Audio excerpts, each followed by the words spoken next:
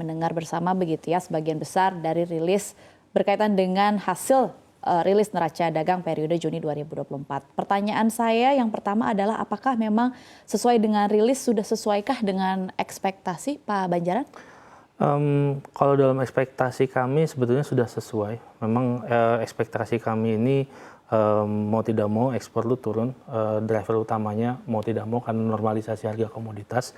Tapi memang ada sedikit perbedaan dari drivernya secara detail. Kalau misalnya di Mei neraca dagang kita masih didorong misalnya oleh komoditas utama tuh baja dan besi. Untuk yang rilis terakhir ini kan CPO-nya ini yang terus meningkat. Tapi seperti yang sudah kita sama-sama ekspektasi dari sisi komoditi ini memang kita sudah selesai itu windfall profit-nya.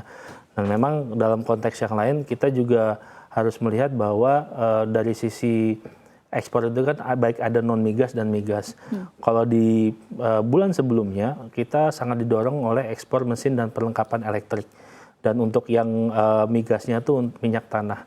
Tapi kembali lagi untuk yang kita hadapi ke depannya ini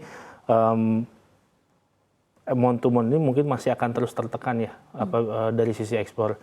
Memang kalau untuk memasuki kuartal 3 ini impor ini cycle-nya memang lebih rendah dan mungkin kalau dari sisi dispersinya ya mungkin akan di-maintain di angka segitu.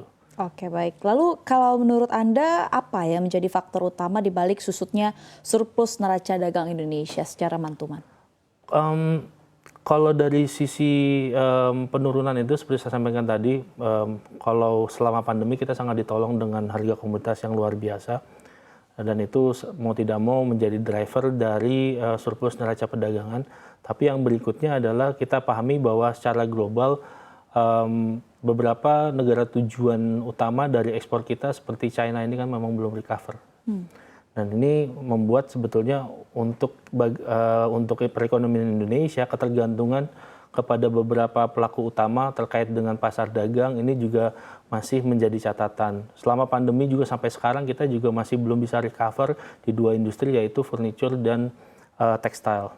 Dan ini berarti menambah urutan dari kalau sebelumnya memang sebelum pandemi kita itu salah satu driver utamanya mau tidak mau tadi coal, kelapa sawit, terus kalau dari sektor manufacturing ini kita juga melihat tekstil furniture sebagai backbone sebelumnya. Nah ke depan ini kami melihat sebetulnya kita juga perlu memperluas pasar terutama yang menjadi driver utama dalam beberapa bulan belakangan ini yaitu yang berkaitan dengan auto parts ya.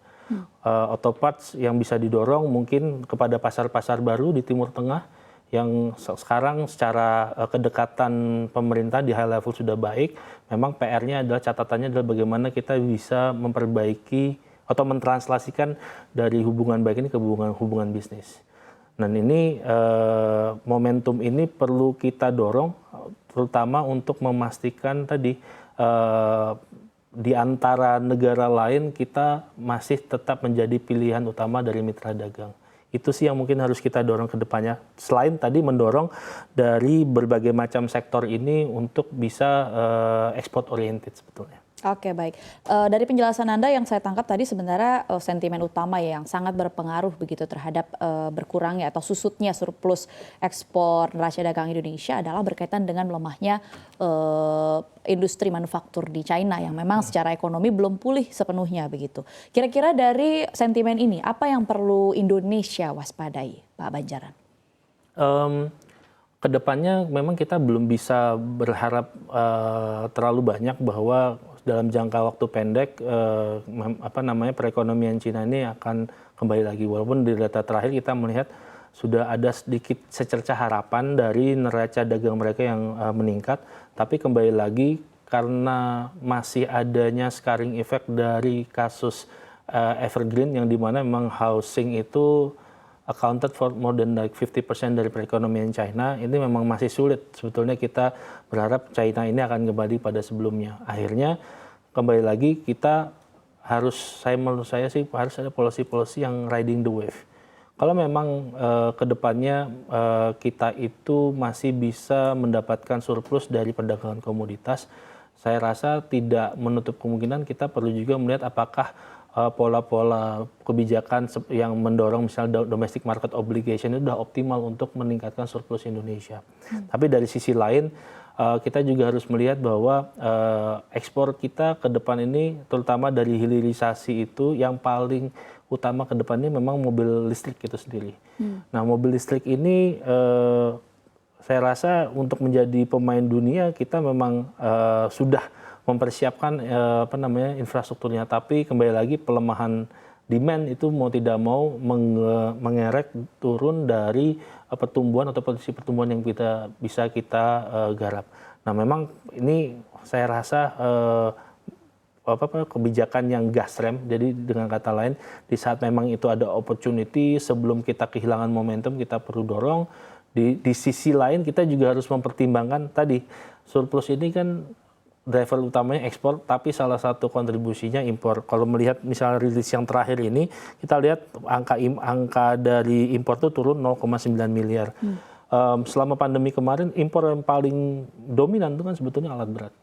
Dan kalau lihat dari data dari 2023 tengah sampai dengan sekarang, ya year on year penjualan alat berat itu selalu negatif.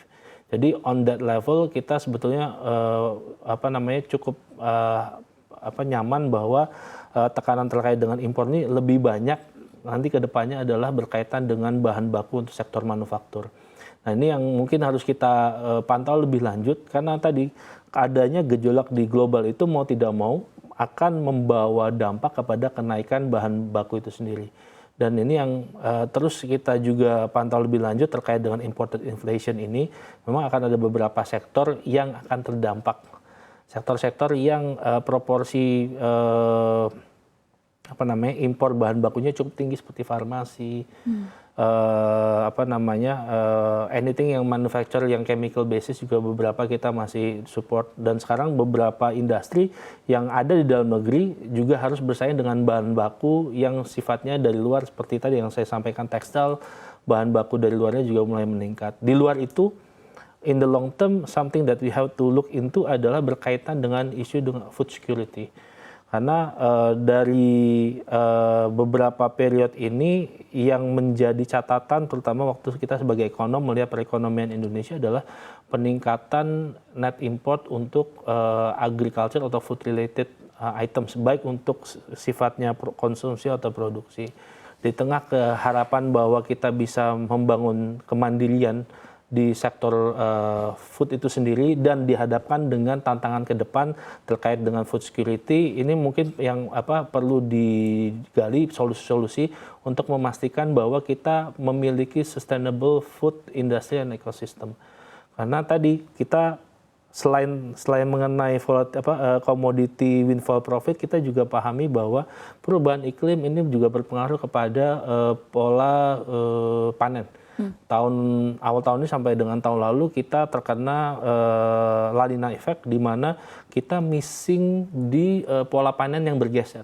Akhirnya produktivitas dari dalam negeri misalnya untuk agraria menurun.